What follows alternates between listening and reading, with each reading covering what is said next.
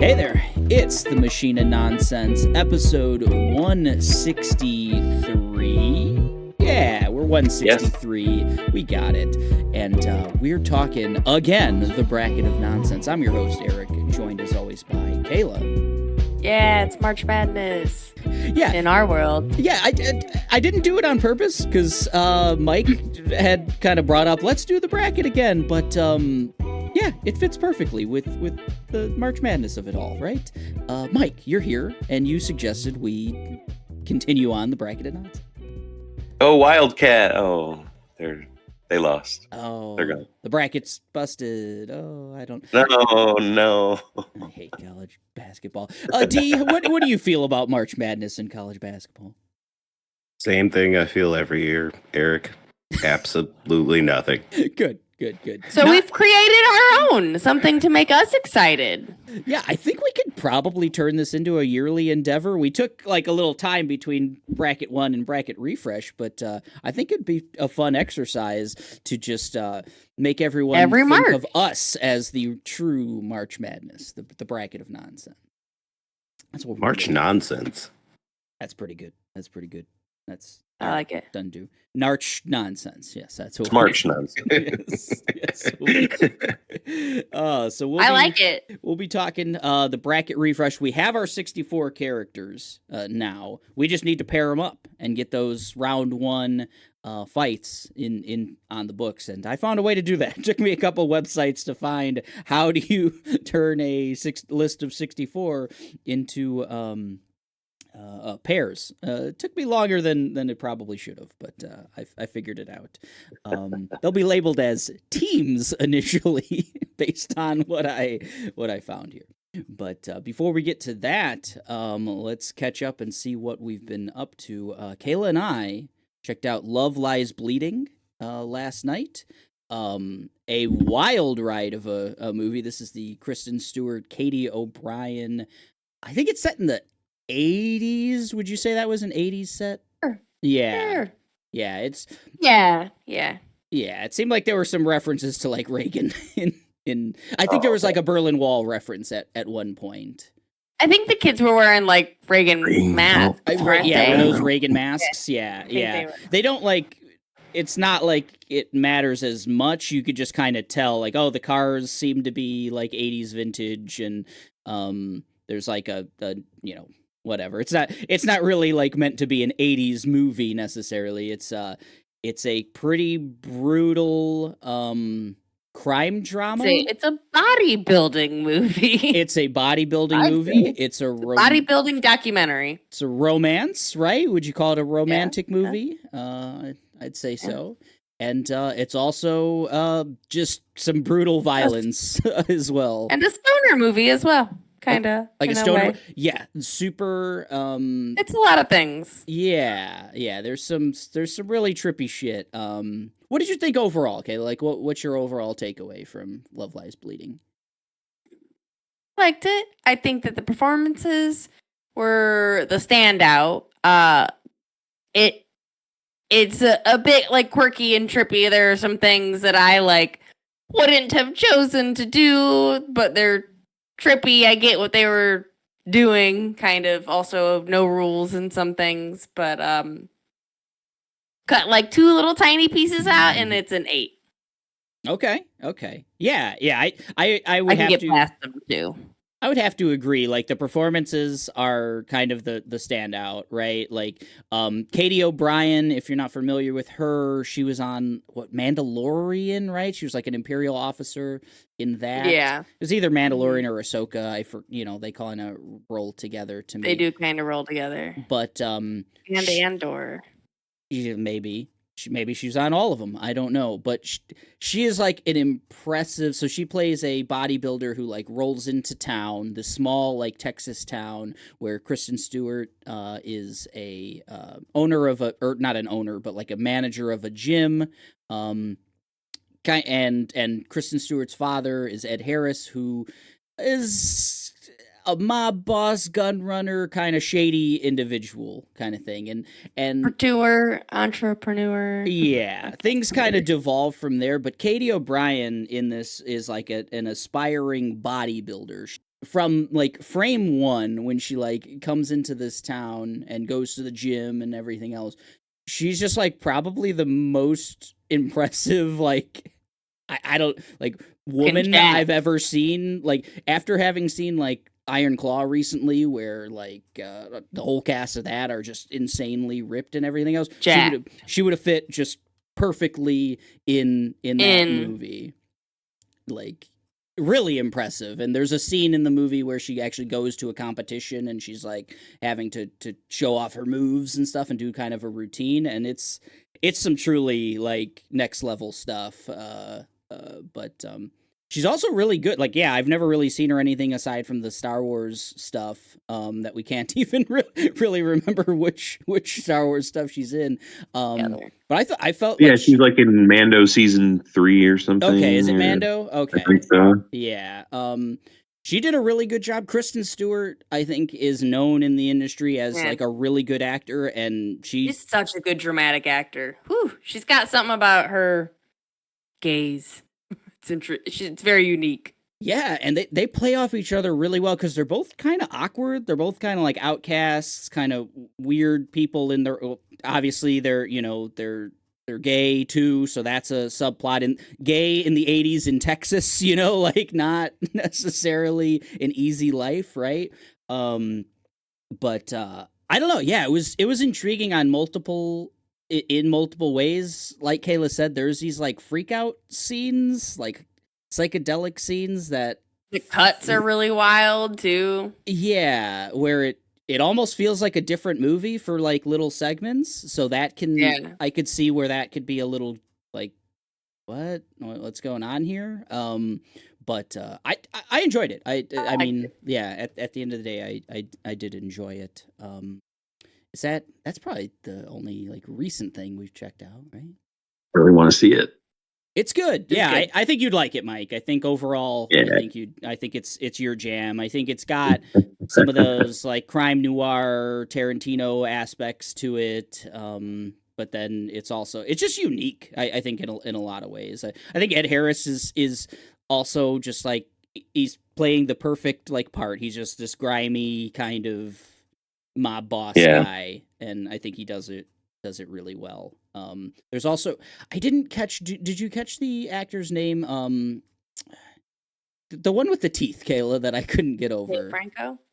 Yeah, Dave Franco's also in it. He was good. He was just a little. I don't know what her name is. Yeah, there's another character. Amanda Seyfried.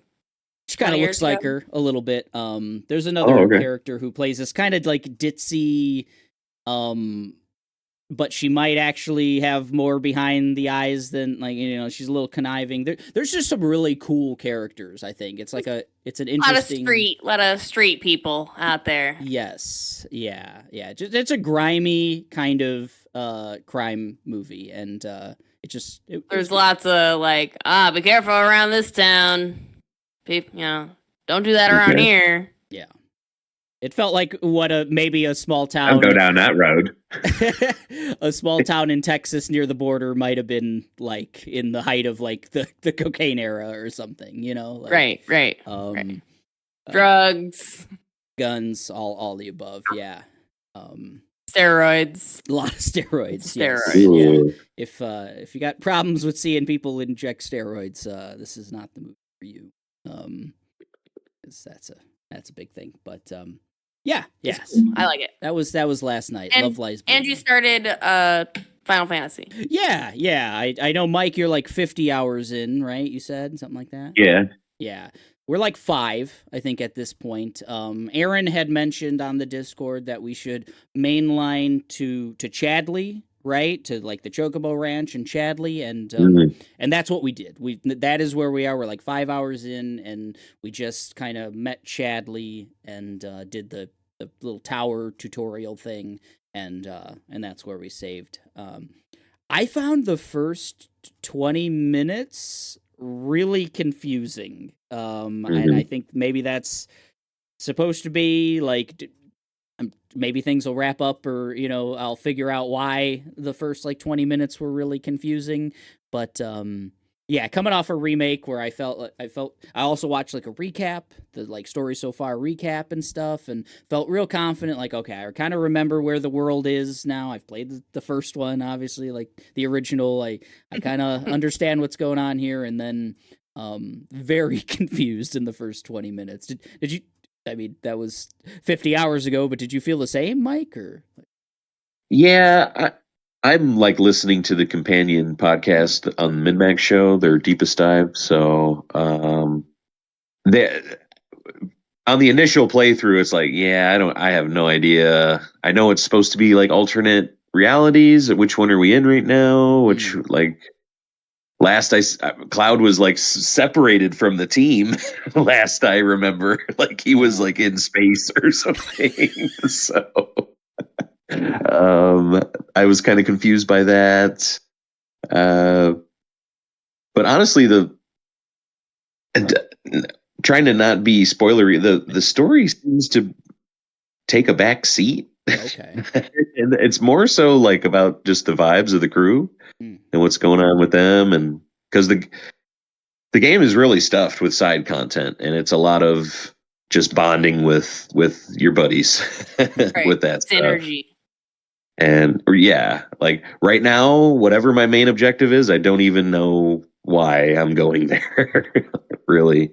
And I'm fine with that. For some people, that might be like, oh, why am I even playing this or something? But I really just like doing all of the stuff and fighting everything I can. And I just got a new party member recently, and they're really fun to use. Yeah, I'm really digging it. It's hard to tell. I'm 50 in, if I'm halfway, if I'm 3/4, if I'm.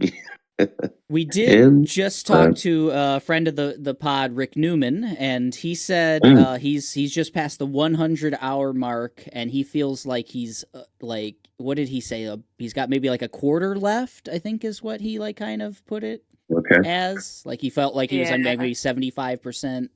Done at 100. A lot of Fort Condor for Rick then. Yeah, maybe. Wow. I think he's like really just kind of went hard, like in everything, everything you can kind of do. He's loving it, obviously. So that's. I wanted to pick D's brain. You haven't jumped in yet, right? You're still. No, I played the first 20 minutes. Oh, okay, gotcha. Good. So I wanted to pick your brain. I've gotten the sense, like what Mike said, where it's more of a vibes, like, yeah, the characters are in the front and the story might be in the back seat, or a lot of people have likened it to Kingdom Hearts, and I know that you're a big Kingdom Hearts fan, where like is Kingdom Heart coded like a motherfucker. That's a good comp. How do you feel about that? Like the general vibe of like, maybe the story is gonna be very convoluted and not what we remember from the OG, but you'll get to spend a lot of time with those characters. How do you feel about that, D? How do I feel about that? The story is very interesting to me, but the story's always been like a character-driven story. Mm-hmm. Hasn't been like a stop the thing. It's stop the person. Stop whatever this douchebag is trying to do. Stop him. So it like can really easily start feeling like we're not moving towards a specific thing until he shows up. And then you're like, we caught up to him. Let's do it again. And I think that really lends the game to like be enjoyed in different ways anyway. Like Mike said, he's like enjoying like the combat and some of the mini games. It's like everyone can get like their own little chunk of Final Fantasy VII, whatever they were looking for, is the vibe I got. Yeah, I mean, Aaron might be 200 hours in at this point. Like, you mentioned in our pre-pod talk, it's like a very checklisty game, Mike. Like, I feel like that Aaron's just antenna blows up when you say like checklist game, right? But I think it's also pretty manageable. Like sometimes when you get to the thing, it takes a little while, but it's not like Far Cry completely or Breath of the Wild even. they're open zones, you know. It's not a complete open world, so what looks like a great distance on the map is really not that far when you're moving by Chocobo, especially. Um, so it it's it's fun. I think they did a good job at just trying to expand on, you know, the Midgar stuff, like having to break the game open. I think they've done a good job. Nice. Yeah, I think it's probably going to come down to the ending for me, like where it leaves off and how I feel about that. Because oddly enough, going into I loved Remake, really liked Remake, and as soon as they announced like, okay, Rebirth, we've got like a general kind of time frame. It's going to be early 2024 or something, or I think they like the first announcement was like winter of like 23 or something, or yeah, it was like the initial kind of thing. And around then I was like, okay, cool, I'm excited. And then leading up to it, I kind of lost interest. Like so many other things came out in that time, and like leading up to it, I was almost like, okay, do I jump into like Helldivers instead of this? Am I like more interested in that or something? And then we even went back and played like the Valhalla DLC in God of War. But then jumping into it, like these first 5 hours, I'm kind of in. Like I'm kind of like, man, I'm back with my buddies, my Cloud and my Barrett and my Aerith and all them, and I'm a little concerned that if the story goes in a way I don't like it or something, that I'll be like, no.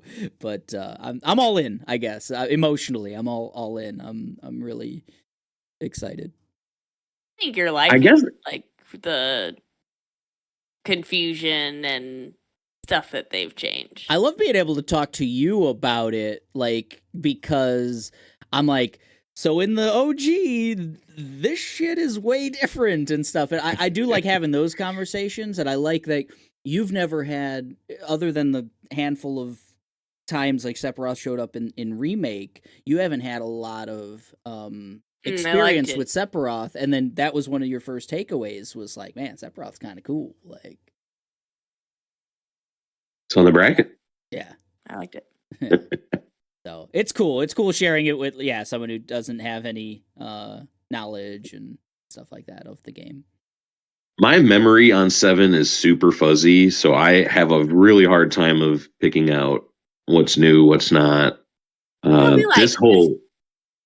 This bridge was in here. I'm like, how the fuck do you remember that? And he's like, wow, no, Eric, real. I feel that. Right. I don't. It's a bridge. Final Fantasy games were like the first, like open worlds, the first, like, really dig in. Because, I mean, I grew up with like an NES and played, all your platformers and stuff. And then like going from that to getting, Final Fantasy, I think 8 was maybe my first Final Fantasy, and then 7 shortly thereafter.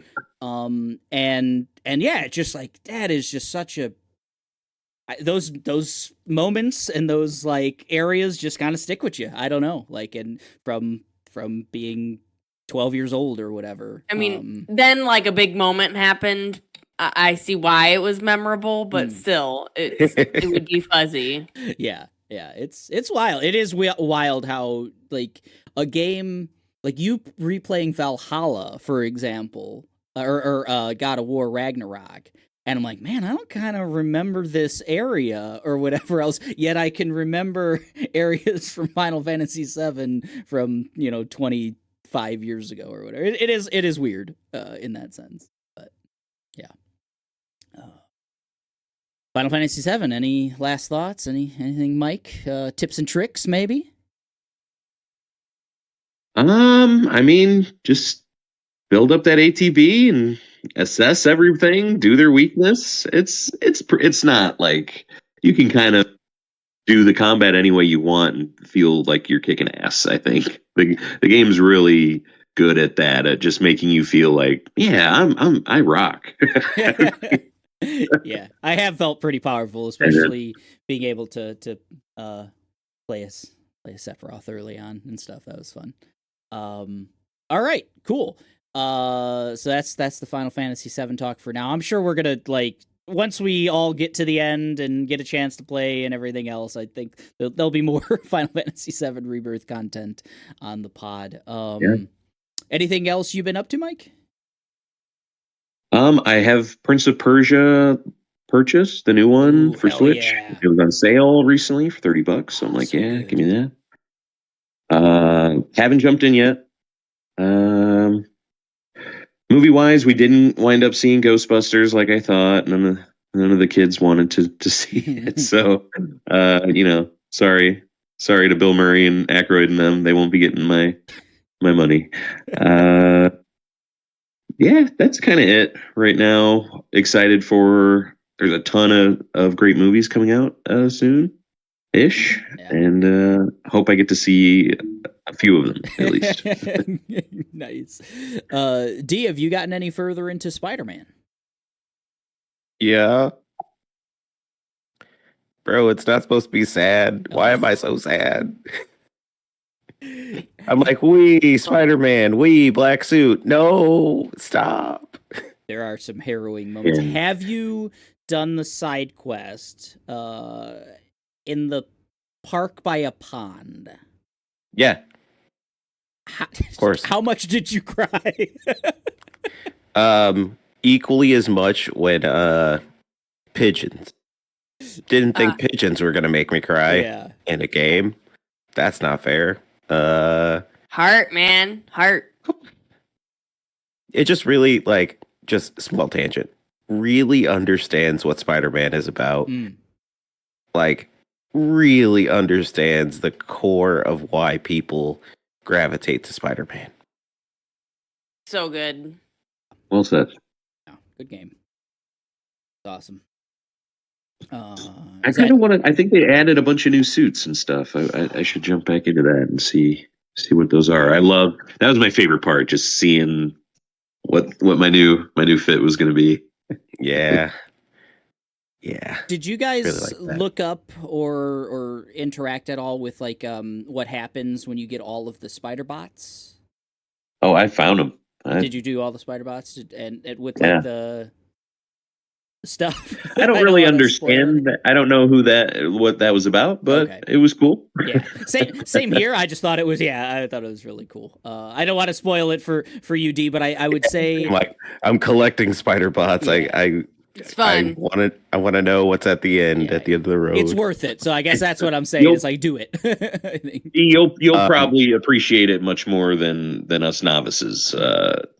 Okay, sick, great.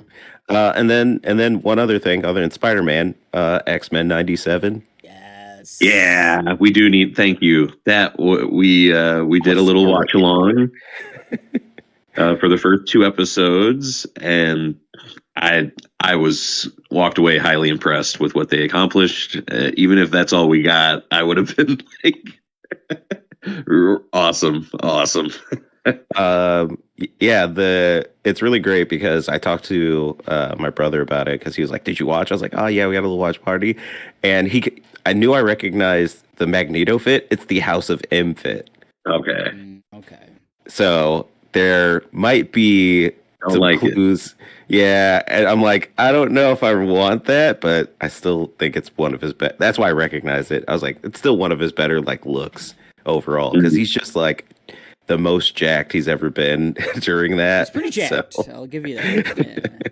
Oh yeah, he's fucking J.K. Simmons. I've been working on the shoulders. I might as well show them, right? I don't like the costume at all. Don't fit in regular clothes. You gotta cut holes. Right. Yeah, you need holes. It's wonderful. But yeah, man, that was so much fun. So much fun. It was good, and doing it in a watch along was a lot of fun. So House of M, is that with Scarlet Witch and stuff? I feel like I believe so. Okay. I feel like they talked about that a little bit when Multiverse of Madness was right. Yeah. Okay. I'm a lot of putting M's things together. Yes. So many M's. A lot of M's. Okay. Cool. Yeah. I'd like you guys said, just those first 2 episodes were so good. It did the impossible. It made Cyclops cool.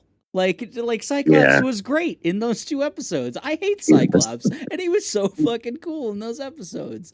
So I don't know if they can keep doing that. Like even Morph was like holy shit, wow. God, Morph. Morph was so good. They just let him be the actual dick that he is. Oh, thank you so much. All right, Kayla, you're watching it now. It's decided. Do Yeah, it's good. I think it's they're nice. Like what were they, like 30-minute episodes? So like Oh, yeah. yeah. probably I less. think it felt like it felt longer, but I think it might have just been. I really appreciated because I don't know how you like every time you watch like a show or an anime or something, it's like, man, that character would be able to do this right now. Mm. You Yeah. know, they would be able to just do that. Why don't they do that? They let the X-Men do some of that shit early on and really show off what they should be capable of. And I really just loved it. And just hats off. Can't wait to see more. That Storm just sequence Yeah. was like Yeah. Storm sequence was shit. god tier stuff right there. It's good stuff. Yeah. Awesome. Yeah. So X-Men 97 will be. I don't know. We can do watch alongs every new episode. I'm into it. I enjoyed that format. That was cool. Finally watched the first episode of Vinland Saga in like that. So that it'll get me to do all kinds of things. That's how you get me to watch things, folks, in a group setting.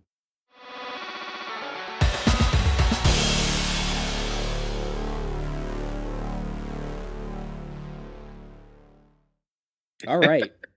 If we don't have anything else to report, we can get into the update on our draft, our 2024 video game draft. We've had a couple more games hit now, so we've got some updated scoring on that.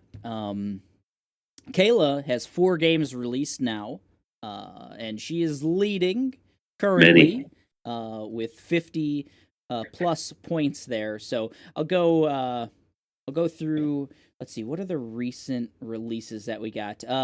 Alone in the Dark for big anime titles. D's team. Rip. Ripperoni. It made Ryan some points, so that's nice.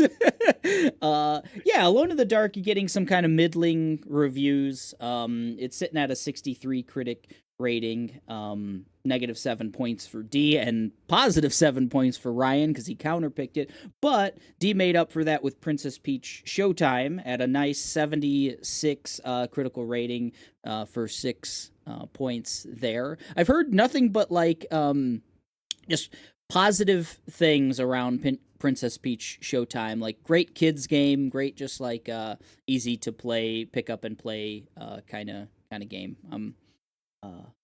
I think that one looks really cool, and they finally have told us who actually developed it. Nintendo was keeping that a secret. It's like the same team that worked on like the Woolly World games and stuff like that.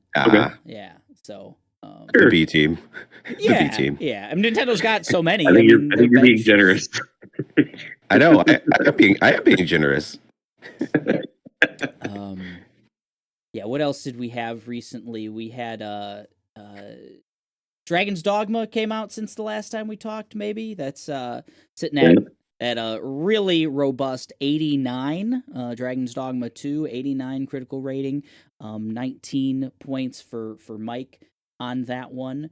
Kayla also got Rise of the Ronin, 76 critical score for 6 points there. That's why she has so many. That's her 4th game. So let's go through the updated standings as they are right now. Kayla's in first. Like I say, she has 4 games released, 3 more coming out the rest of the year. She's sitting at 50.14 points. I'm second currently at 39.54, quite a bit behind Kayla. I've only had 3 release, 4 still expected.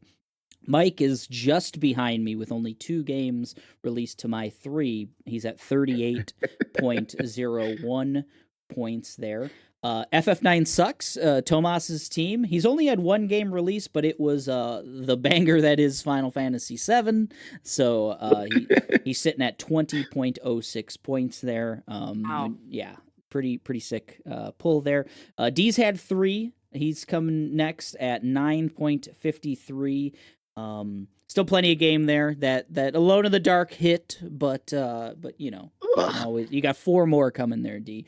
And then Ryan's had no release, yet he's still on the board with 7.34 points because he's a meanie who counterpicked Alone in the Dark. He's just sitting there parrying over, waiting for that for that parry. Now he's successfully parried, and the games will just flow.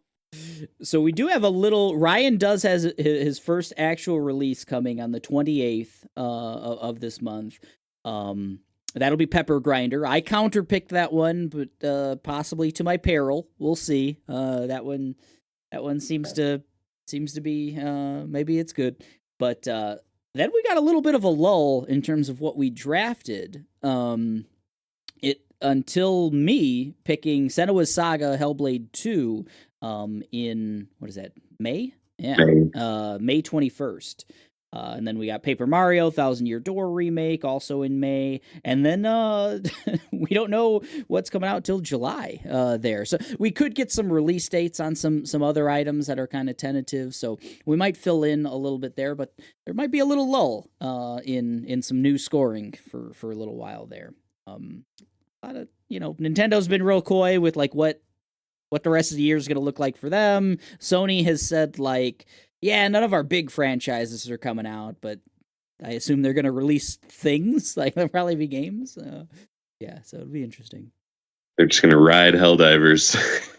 They probably can at this point. As you should. Democracy. It's a phenomenon. So that's where we are in the draft.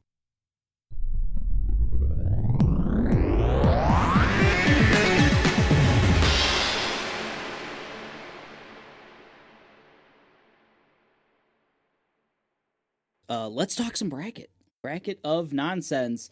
Bracket. I'm gonna pull up so all can see here the the random generator that we'll use. So in real time here, as we're going, we'll be able to see the results. If you haven't been listening to the bracket episodes, we have a new 64 contestants on the bracket that will compete for the greatest character of all time for the Machine of Nonsense. Those characters are Clementine from Walking Dead, Mario, you know him, Alucard from Castlevania, Daniel Plainview from There Will Be Blood, Mabel Pines from Gravity Falls, Domon Kashu from G Gundam, Vegeta from Dragon Ball Z, Ahsoka Tano from Star Wars, Ellie from The Last of Us, Big Boss from Metal Gear, Walter Kovacs from Watchmen, the Joker from The Dark Knight, Anton Chigurh from No Country for Old Men. I don't know why he's asterisked there. Adrian Veidt from Watchmen, Joel Miller from The Last of Us, Phil Dunphy from Modern Family, Nathan Drake from Uncharted, Spike Spiegel from Cowboy Bebop, Ben Wyatt from Parks and Rec, Bob Belcher from Bob's Burgers, Monkey D. Luffy from One Piece, Gollum from Lord of the Rings, Amy Dunn from Gone Girl, Magneto from X-Men, his shoulders, Terrence Fletcher from Whiplash, Jim Dangle from Reno 911, Yennefer of Vengerberg from The Witcher, Thanos from the MCU, Ron Swanson from Parks and Rec, Pippin from The Lord of the Rings, he's on here, Lou Bloom, Nightcrawler, Lou Bloom from Nightcrawler, I should say, not Nightcrawler from the X-Men. He didn't make it. Rust Cole from True Detective, Anakin Skywalker from Star Wars, Mayor Sheehan from Mayor of Easttown, Kratos from God of War, Jules Winfield from Pulp Fiction, Tokashiro Surumi from Golden Kamuy, yeah, Kirby from Kirby, Erdnot Rex from Mass Effect, Ellen Ripley from Alien, The Boss from Metal Gear, Arthur Morgan from Red Dead Redemption, Peter Parker from the MCU, Bender from Futurama, Sephiroth from Final Fantasy VII, Zorro from One Piece, Ken from Barbie, Naru from Prey, Logan Roy from Succession, Thorfinn from Vinland Saga, Charles Xavier from X-Men, Ted Lasso from Ted Lasso, John Wick from John Wick, Robo from Chrono Trigger, Ice King from Adventure Time, Leon S. Kennedy from Resident Evil, Fleabag from Fleabag, Rick Sanchez from Rick and Morty, Rick Dalton from Once Upon a Time in Hollywood. I don't know why that's not in there. Buggy the Clown, One Piece, Shawn Michaels from the WWE. I will not ever stop shouting that from the rooftops. NoHo Hank from Barry, Evelyn Wong from Everything Everywhere All at Once, and Jennifer Walters from She-Hulk. 64 enter, only one will leave. Let's create the initial round 1 matchups by hitting generate. There we are. Kayla, do you want to read these off so my voice doesn't go? If I get to go to the bathroom first. That's great. Let's do that. Break time.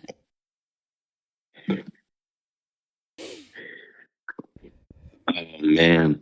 Some of these that I could see are tough. Oh, man. Sorry, Ahsoka. I ain't letting Daniel go out this time. Hell no. Hell no. Hell motherfucking no.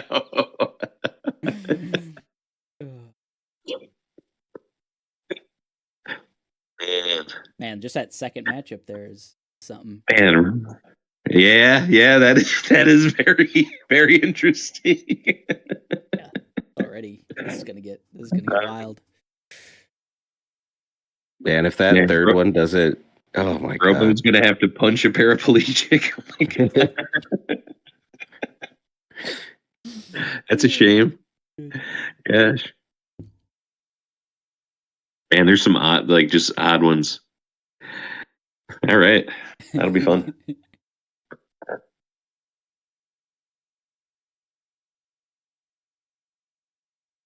I'm glad Luffy just gets to Yeah. fucking golden Kumai guy, whatever. Luffy should make it to the second round. Luffy's. Oh, but I don't know how to pronounce half of this stuff. I can read it. You got it, Mike? You're gonna read it? All right. So I now that we've generated the round 1 matchup, so I don't lose my voice.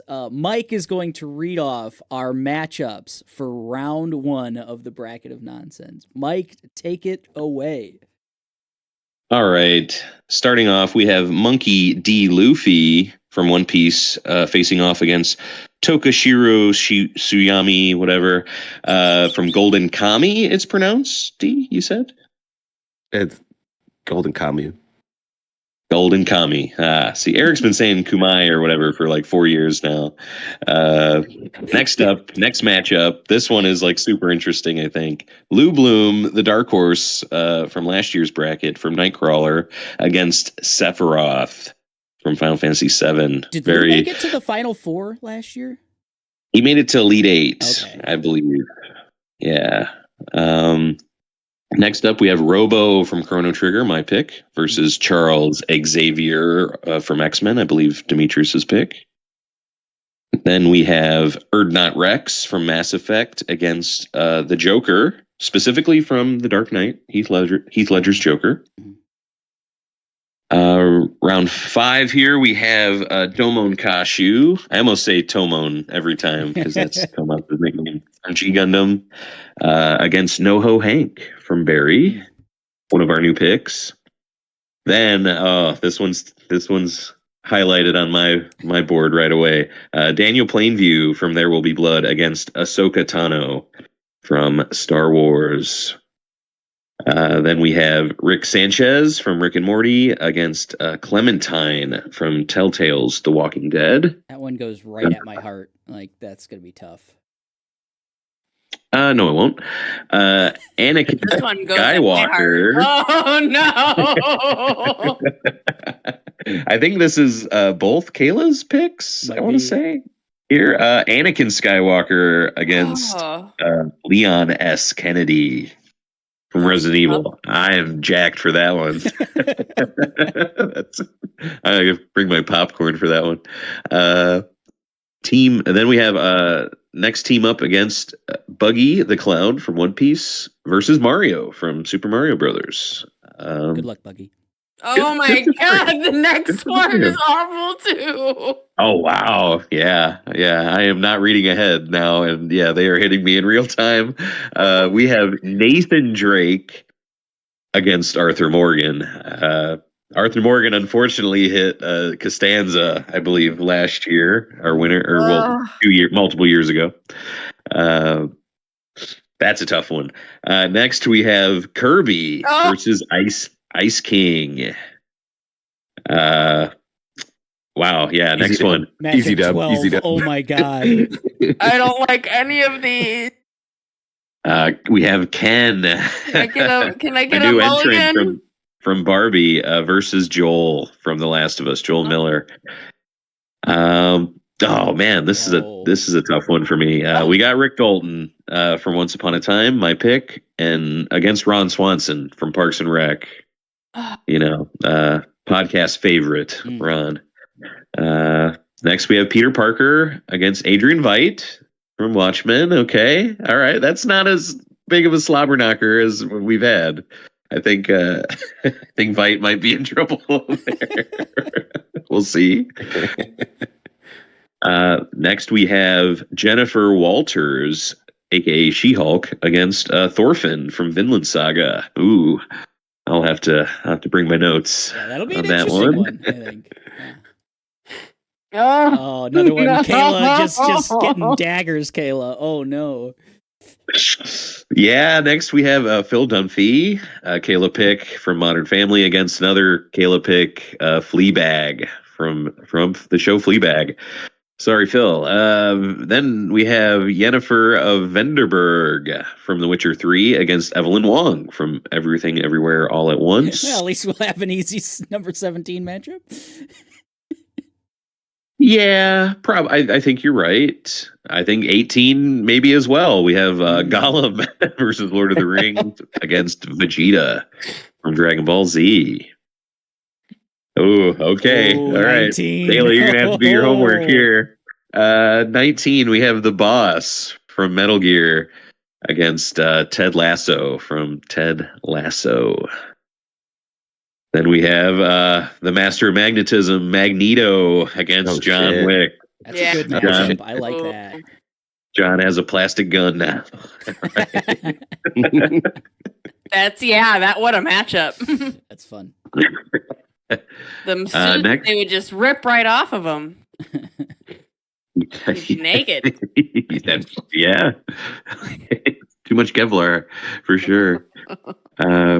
Next, we have Walter Kovacs from The Watchmen against Ellie from The Last of Us. Ooh, gosh. I bet they're both good with knives. I bet, Definitely. Ooh, this is my favorite one so far. Anton Chigurh from No Country for Old Men against Shawn Michaels, the Heartbreak Kid from the WWE. Holy smokes. That's fun. That's a clash of titans Bracket right of there. nonsense, so fun. The two sexiest men who's ever lived. It's really a matchup of hair, Oh man! Speaking of two that are skilled with the blade, Amy Dunn from Gone Girl against Zorro's Three Sword Style from One Piece. Man, Good. that's a tough one. Kayla, why are all of these just attacking they're you? so- It was literally all of my picks pinned against each other. Wow. That's tough. Ouch. It's good though.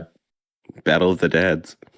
I know. Yeah. This is fucking dad mania here. We have Kratos, sad dad of the year against Bob Belcher, funny dad of the year, probably. Bob Spurs. Man, tough beats here for Kayla. This next one sucks too. Yeah. Jules Winfield from Pulp Fiction against Ben Wyatt, from Parks and Rec. Two similar characters. Two of the closest I could think of.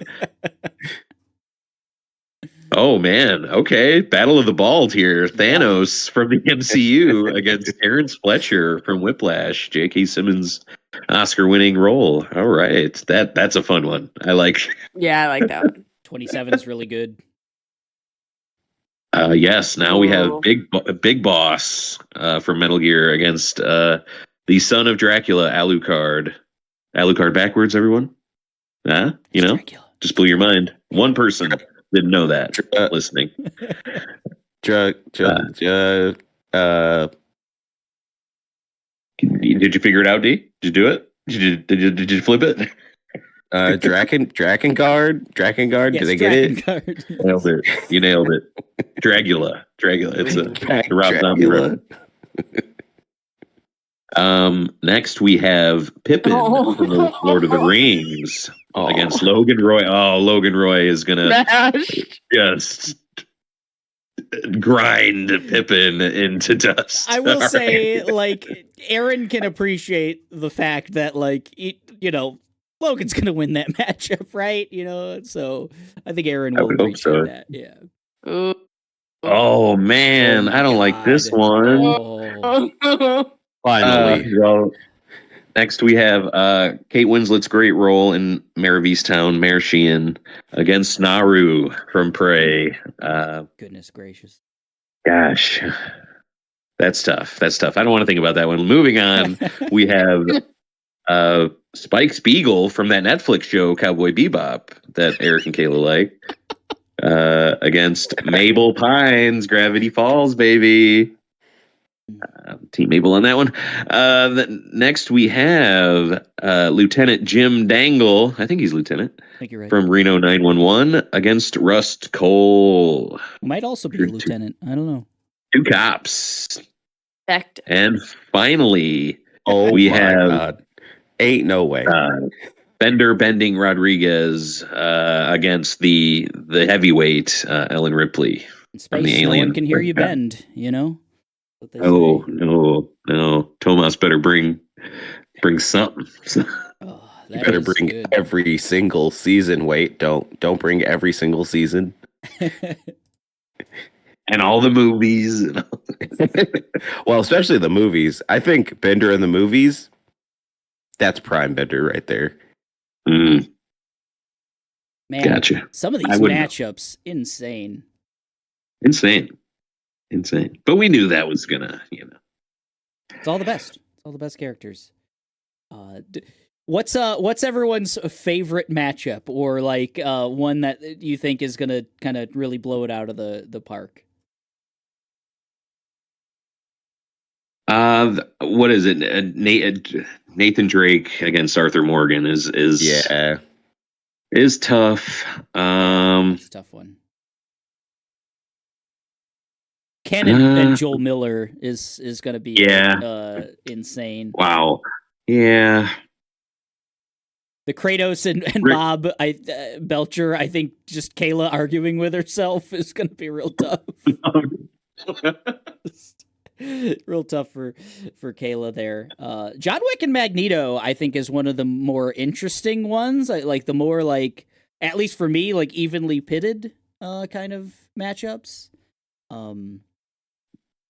Yeah, I like that one. Kayla, do you have a favorite or even a least favorite matchup?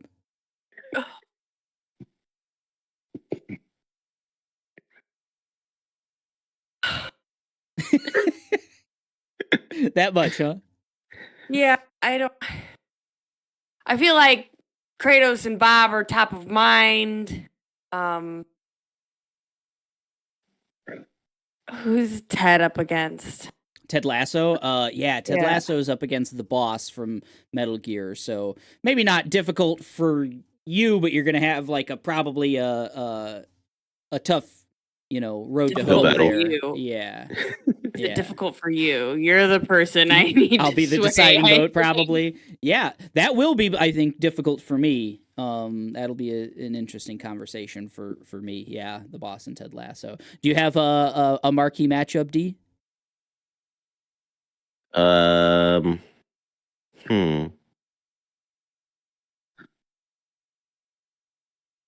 think I'm interested to see where the Mario versus Buggy.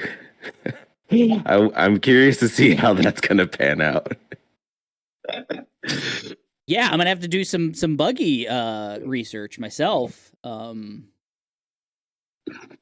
don't know. Leon and Anakin, I think, is gonna be real tough on me. Yeah, this bracket is just like the Kayla Tears bracket, honestly. And Arthur Morgan gonna be real tough. Yeah, Nate and Arthur. I they're sad. Yeah, Ken and Joel for me is huge. But all right, that Anton Shawn Michaels is going to be so much fun. Oh, that is great, so great. We have to have Tomas on for. I want Tomas I want him to clear out for an hour on that one. I think we'll give an hour to pot on that one. Cool. So that is the new bracket of nonsense. Round 1. I'll get it in a nice graphic to share all over social media so you guys can see some visuals, get some headshots of the characters, and bracket it up. Last year we did we named the different the brackets. We had every 16 was kind of had a theme or whatever else. I'll probably just randomize that this time. So we'll see where everyone kind of sits globally on the 64. It'll be 2 sides again, how we did it last year, 32 on one side, 32 on the other, and then meet in the middle there. So, good stuff on the bracket. There's going to be lots of conversations. This will be many conversations. We'll probably try to do 4 or so matchups, 4 to 8-ish, depending on time per episode. We'll see how it goes, but it'll be many episodes. It won't just be March, seeing as it's the 24th as we record here. But yeah, it's like think of, if you've ever seen the film Basketball, think of that season length. Yeah. As far as our March Madness goes, it's going to be 2024 Madness. It'll go the distance. What would you expect from the Machine of Nonsense? That's it. That is episode 163 of the Machine of Nonsense. We built finally the 64 character bracket of nonsense. We've got it here. We've got the round 1 matchups, and we'll start talking about them in an episode pretty soon. Probably not the next episode, because the next episode we're gonna have to break down everything coming to screens in April. Big April, I think. Lots of cool War. Yeah, and so we'll break out April first, and then after that we can get to deciding some of these matchups in the bracket of nonsense. Like I said, I'm going to share a graphic of what the bracket looks like for all of you out there on social media. So we're at the Machine of Nonsense. If you have any comments or concerns about any matchups, you can hit us up either on social media or at our email address, machineofnonsense@gmail.com. We'd love to hear from you, some of your hot takes. Go ahead and let us know what your most exciting matchup is in the bracket of Nonsense 2024. All right, that's it. That was episode 163 of the Machine of Nonsense. We are getting out of here. We're saying goodbye. Adios. Bye.